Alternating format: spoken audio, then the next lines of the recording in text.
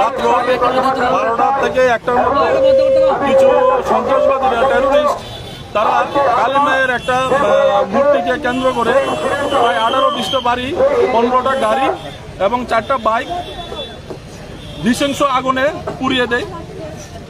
অস্তিত্ব কিছু ছিল না ওই আগুনের। আপনারা যাওয়ার পর প্রত্যেকের যদি মানুষ এখানে যায়, প্রত্যেকের চোখে দিয়ে জল আসবে।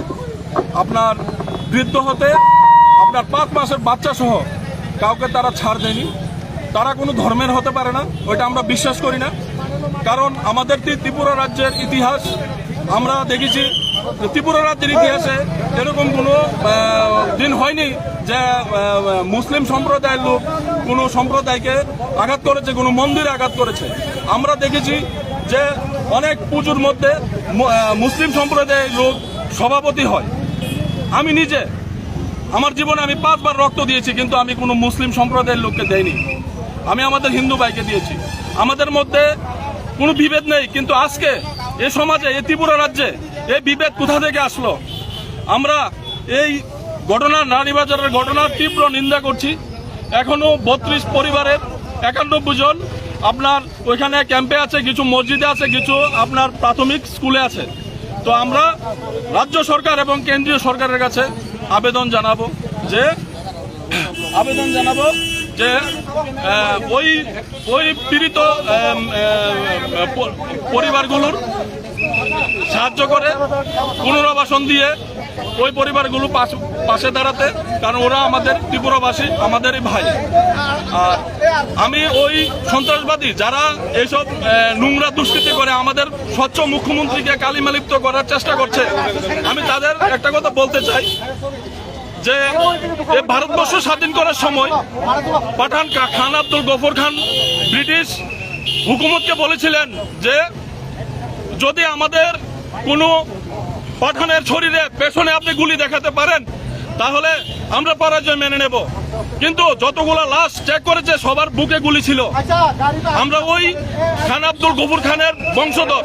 তো আমাদেরকে ডর দেখিয়ে, ভয় দেখিয়ে, ধমকিয়ে যারা এগুলা করতে চেষ্টা করছে তারা টেরোরিস্ট, তারা কোনো ধর্মের হতে পারে না। কারণ আমরা জানি এখানে আমরা হিন্দু, মুসলিম, পাহাড়ি, বাঙালি, আমরা সবাই ভাই। আমরা একজনকে চিনি, ভালোভাবে চিনি। আমাদের এখানে টেরোরিস্ট কেউই নেই। এখন কাদের উস্কানিতে, কাদের কথায় কিছু দুষ্কৃতিকারীরা এরকম করছে, ওইটা আসলে আমরা এখনো বুঝতে পারছি না। আমরা প্রশাসনকে বলবো যে ওদেরকে শনাক্ত করে। আমরা শুনেছি ওইখানে 2টা বাইকও নাকি ধরা পড়েছে। ওই 2জনকে ধরে রিমান্ডে নিলেই তো বোঝা যায় এগুলা কে করেছে।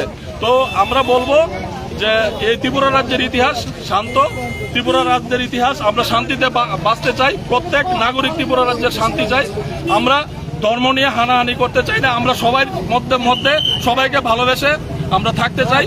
একটা বাগানে যেরকম একটা ফুল ভালো লাগে না, এরকম একটা বাগানে হরেক রকমের ফুল খুব সুন্দর লাগে, দেখতে পারবেন।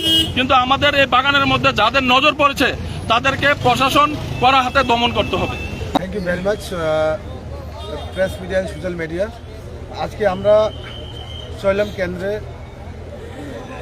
এই বিশ্রামগঞ্জ বাজারে আমরা একটা বিক্ষোভ মিছিল, আপনারা জানেন কিছুদিন আগে যে একটা বড় একটা ইনসিডেন্ট হয়েছিল যে আমাদের রানীবাজারে, তো ওইখানে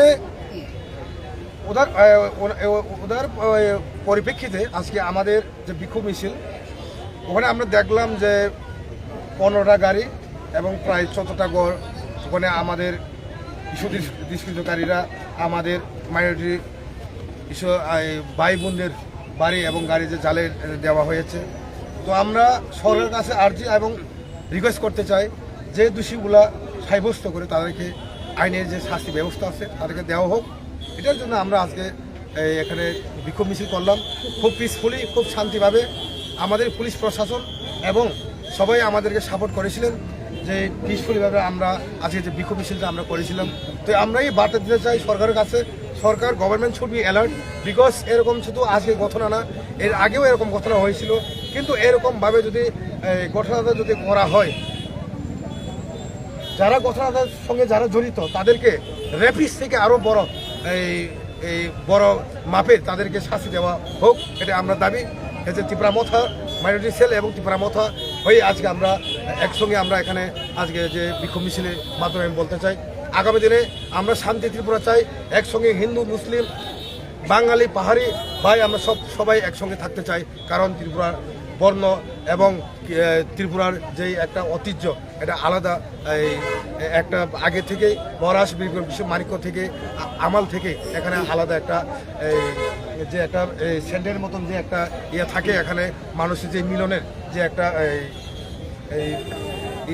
একতা, যে একটা একতা, সেই একতাটা আমরা সেই মহারাষ্ট্র ত্রিপুরা রাজ্যে সেই স্বাধীন ত্রিপুরা ছিল তখন থেকে যেই হিন্দু মুসলিম পাহাড়িরা যে একসঙ্গে থাকতো, সেই 12 বছর যে সংবিধানে মেনে আমরাও আজকে এটাই আমরা গভর্নমেন্টের কাছে বলতে চাই যে আমরা একসঙ্গে সবাই থাকতে চাই। কিন্তু যারা যে কোনো মানুষ, যে কোনো সন্ত্রাসী হোক, যে কোনো হিন্দু ঘরে করুক, যে কোনো ট্রাইবেল ঘরে করুক, যে কোনো মুসলিমের ঘরে সন্ত্রাসী করুক, সন্ত্রাসীকে আমরা সন্ত্রাসী হিসাবে আমরা বেছে নেওয়া দরকার।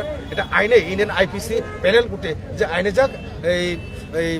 যা কিছু সাব্যস্ত করা যায়, তাকে যে লোকটা যে ওখানে যে ইনসিডেন্ট করাইছিল সেই লোকটাকে যদি দোষী যদি পাওয়া যান, কিন্তু আমাদের আইনের ব্যবস্থা তাকে অতি সাজা, বড় সাজা দেওয়া হোক, এটা আমরা এই গভর্নমেন্টের কাছে আমরা আস্থা রাখছি। আপনার নাম? আমার নাম বুদ্ধ দেববর্মা, আমি ত্রিপুরা মথা ব্লক প্রেসিডেন্ট চৈলাম।